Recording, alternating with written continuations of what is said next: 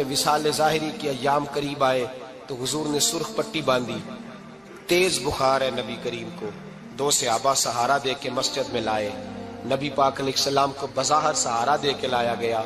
کریم رسول نے لوگوں کو جمع کیا، حضور آج کیا ہونے والا ہے، آج کیا کہا جائے گا، آج کس لیے میٹنگ بلائی ہے؟ نبی کریم کے کل صحابہ جب مسجد میں جمع ہوئے تو کھچا کھچ مسجد بھری ہے۔ وصال ظاہری سے چند یوم پہلے کی بات، نبی پاک نے فرمایا آج تمہیں کوئی جہاد کی ترغیب نہیں دینی، آج کوئی نیا پیغام نہیں دینا، آج تمہیں بتانا ہے کہ رب نے اپنے بندے کو اختیار دیا ہے، چاہے تو دنیا میں رہے، چاہے تو اس کی بارگاہ میں حاضر ہو جائے۔ اس عبد نے بارگاہ ربوبیت کی طرف لوٹنے کا ارادہ کر لیا ہے۔ حضرت صدیق اکبر رونے لگے تو صحابہ نے کہا تمہیں کیا ہوا؟ کہنے لگے سمجھ نہیں رہے، کسی کی بات نہیں کر رہے، نبی پاک تو اپنی بات فرما رہے ہیں، اس نے جانے کا ارادہ کر لیا۔ سنیے میرے بھائی، محبوب پاک نے فرمایا بھائی کسی شخص کو میری طرف سے کوئی تکلیف پہنچی ہو تو بدلہ لے سکتا ہے، بدلہ لے سکتا ہے، کسی کو تکلیف پہنچی ہو۔ صحابہ پھوٹ کے رونے لگے، محبوبہ کرم ہی کرم ہوا ہے، رحمت ہی رحمت آئی، آپ کے بارے میں گمان کرنے والا بھی دائرہ ایمان سے نکل جائے۔ حضور آپ کیا فرما رہے ہیں؟ فرمایا نہیں بھائی اٹھو۔ پیچھے سے جناب عکاشہ بن محصن اٹھے، ہاتھ کانپتے ہیں، آگے بڑھے، کہنے لگے یا رسول اللہ، ایک جنگ کے موقع پر آپ نے درہ مارا تھا، ننگی پیٹھ پر صفیں سیدھی کراتے، بات دل میں رہ گئی ہے، میں نے بدلہ لینا ہے۔ نبی کریم نے فرمایا بلال دوڑ کے جاؤ، فاطمہ کے گھر درہ پڑا ہے، درہ لاؤ۔ سیدنا بلال حبشی کہتے میں گیا، دستک دی سیدہ طیبہ طاہرہ، حضرت فاطمہ فرمانے لگی بلال کیسے آئے ہو؟ اماں جی وہ درہ چاہیے تھا۔ سیدہ کو تشویش ہوئی، کہنے لگے بلال نہ تو جنگ پہ جانا ہے، نہ جہاد ہے، نہ کوئی ایسا موقع ہے، حضور کی تو طبیعت مبارک بظاہر بڑی علیل ہے، درہ کیا کریں گے؟ حضرت بلال عرض کرنے لگے اماں جی ایک صحابی بدلہ لینے لگے ہیں، صاحب طبقات نے جملے لکھے ہیں، کہتے ہیں بی بی صاحبہ نے درہ بھی دیا اور امام حسن حسین کو بھی باہر نکالا۔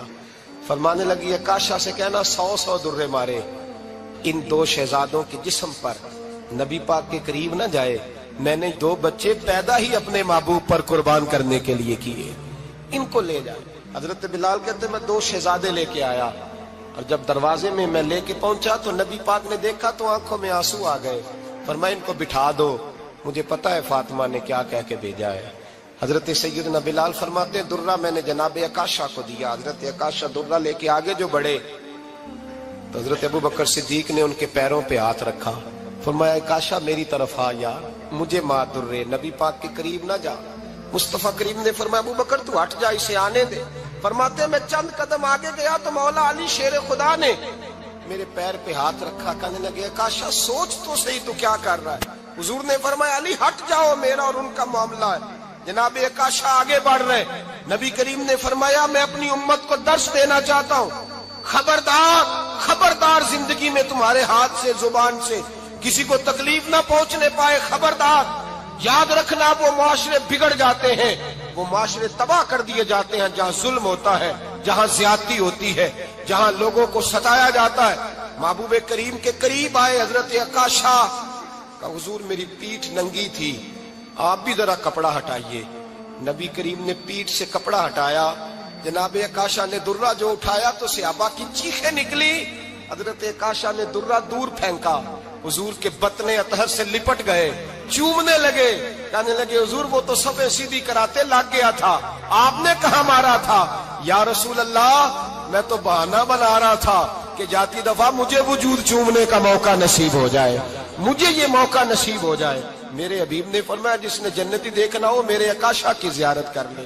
بھائی ظلم کا دروازہ کھلا ہوا ہے اور لوگ بھول جاتے ہیں زیادتی کرتے ہوئے، وہ بہو سے ہی کیوں نہ کریں، وہ اپنے گھر کے بھول جاتے ہیں کہ شاید پوچھنے والا کوئی نہیں، شاید میزان نہیں لگے گا۔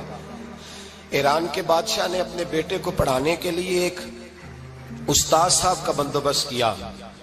استاد صاحب کو کہا کہ میرے بچے کو دین پڑھائیے، میں چاہتا ہوں کل اس نے عنان حکومت کو سنبھالنا ہے تو یہ دین سے آگاہ ہو جائے، اس کو کچھ سکھائیے، پڑھائیے۔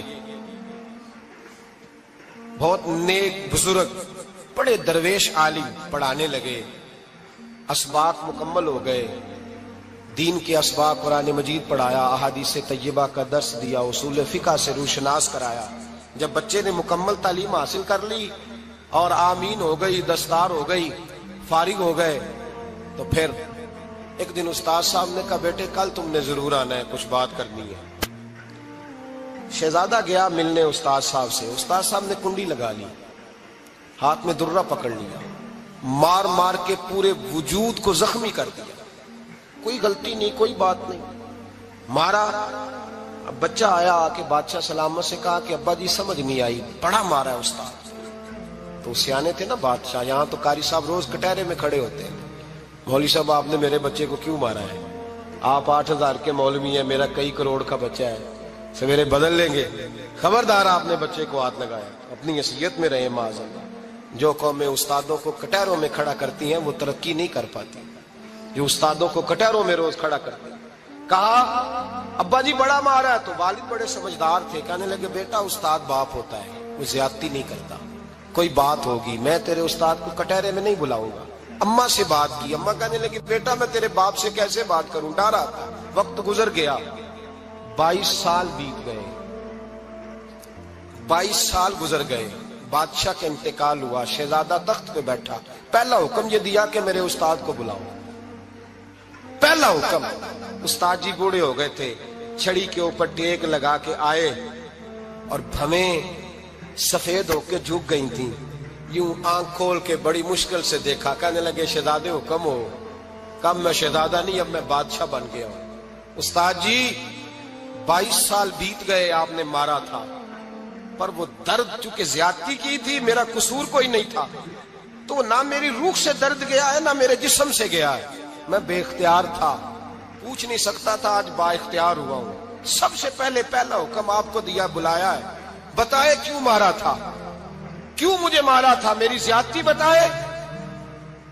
تو استاد، بوڑھے استاد کی آنکھیں آنسوں سے بھر گئیں، کہنے لگے بیٹے بس آج کے دن کے لیے مارا تھا، یہ جو دن آ گیا نا میری زندگی میں اس لیے مارا تھا، یہ میں چاہتا تھا میری زندگی میں وقت آئے، آج کے بس میری مراد پوری ہو گئی۔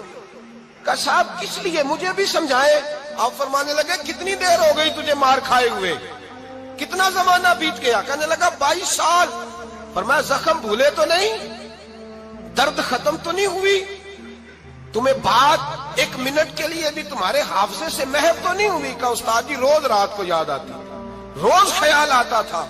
استاد کہنے لگے بھائی تو بے اختیار تھا، پوچھ نہیں سکا، 22 سال تجھے یاد رہا، مجھے پتا تھا تو ایک دن حکمران بنے گا، میں نے تجھے اس لیے مارا تھا کہ بیٹے یاد رکھنا، کسی پہ ظلم نہ کرنا، اگر تجھے 22 سال تک یاد رہا ہے تو جس پر تو ظلم کرے گا اسے بھی قیامت تک یاد رہے گا، اور یہ یاد رکھنا تو آج با اختیار ہوا تو تو نے مجھے بلا لیا ہے، قیامت کے دن غریب با اختیار ہو جائیں گے، مظلوم با اختیار ہو جائیں گے، وہ با اختیار ہوں گے، للہ الواحد القہار، رب کریم کی بارگاہ کے اندر ان کا اختیار ہوگا، اکیلے اللہ کی حکمرانی ہوگی، پھر وہ بلائیں گے بڑے بڑے کج کلاہ، دنیا میں جن کی پگڑیاں اونچی تھیں وہ سر جھکائے کھڑے ہوں گے، دنیا میں جو ڈکٹیٹر بنتے تھے ان کی پشتیں لال ہوں گی، ان کو غدار لکھا جائے گا، قیامت تک نہیں بھولے گا۔ ظلم کرنا تو سوچ سمجھ کے کرنا، اتنا کرنا جتنا تم سہ سکتے ہو، اتنی زیادتی کرنا جتنی قیامت میں تم برداشت کر سکتے ہو۔ میرے نبی کریم صلی اللہ علیہ وسلم نے فرمایا ظلم سے بچو، یہ قیامت کے اندھیروں میں سے ایک اندھیرا ہوگا، زندگی میں زیادتی نہ کریں، اگر تھوڑی دیر کے لیے کوئی چیز برداشت کر جائیں گے تو وہ فائدہ دے جائے گی، کچھ دیر کے لیے اگر سہ جائیں گے تو نفع مل جائے گا، سہنے کی کوشش کریں لیکن زیادتی نہ کریں، نظر کو، سوچ کو، ذہن کو پاک رکھیں، اور میرے بھائی زندگی پوری ظلم سے بچیں، زیادتی سے بچیں۔ امیر المومنین حضرت جناب سیدنا عمر فاروق رضی اللہ تعالیٰ عنہ رات گھر میں تھے تو رونے لگے، بڑی دیر تک روتے رہے، والدہ اٹھی تو صاحبزادے سے کہنے لگی پتہ کرو تمہارے باپ کو کیا مسئلہ ہے۔ شہزادے آئے، کہنے لگے امیر المومنین والد گرامی کیا ہوا؟ تو حضرت عمر فاروق کہنے لگے بیٹا اپنی اماں کو بلاؤ۔ والدہ آ گئی، کیا بات ہے، کچھ طبیعت خراب ہے تو حکیم کا بندوبست کیا جائے۔ تو حضرت عمر کہنے لگے کچھ بھی نہیں، آج مسجد سے نکلا ہوں تو نبی پاک کے صحابہ میری تعریفیں کر رہے تھے۔ یہ حضرت فاروق اعظم کے وصال کے قریب کے دن ہے، تعریفیں تو حضرت یہ رونے کی بات ہے کہ خوش ہونے کی؟ آپ فرمانے لگے نہیں، سوچتا ہوں باہر تو میں اچھا رہا ہوں، پتہ نہیں گھر میں ہی کوئی زیادتی نہ ہو گئی ہو، پتہ نہیں تمہارے ساتھ بھی میرے معاملات ٹھیک تھے کہ نہیں۔ صحابہ تو تعریف کرتے ہیں، رو رہا ہوں تمہاری وجہ سے نہ الجھ جاؤں، بیوی ہی نہ کہے میرا حق ہی ادا نہیں کیا۔ یہ لفظ کہتے کہتے پہاڑ ہے یہ شخص، کیسر و کسرا کانپتے ہیں۔ حضرت عمر رو پڑے، بی بی سے کہنے لگے مجھے اللہ کی رضا کے لیے معاف نہیں کر دیتی؟ میرے اوپر بوجھ تھا امت کا، میں ساری رات مدینے کی گلیوں میں پھرتا تھا، دن سارا مسجد میں گزرتا تھا، میں تجھے وقت نہیں دے پایا، معاف نہیں کر دیتی؟ تو زوجہ کہنے لگی نہیں عمر، میں نے بھی زندگی میں اپنا کوئی سکھ چین نہیں دیکھا، کوئی چاؤ پورا نہیں کیا، میں کیسے معاف کر دوں؟ میں نہیں معاف کرتی۔ حضرت عمر زمین پہ بیٹھ گئے، رونے لگے، کہنے لگے چل معاف کر دے۔ کہنے لگی ایک وعدہ کرو، قیامت کے دن رب کریم کی بارگاہ میں میری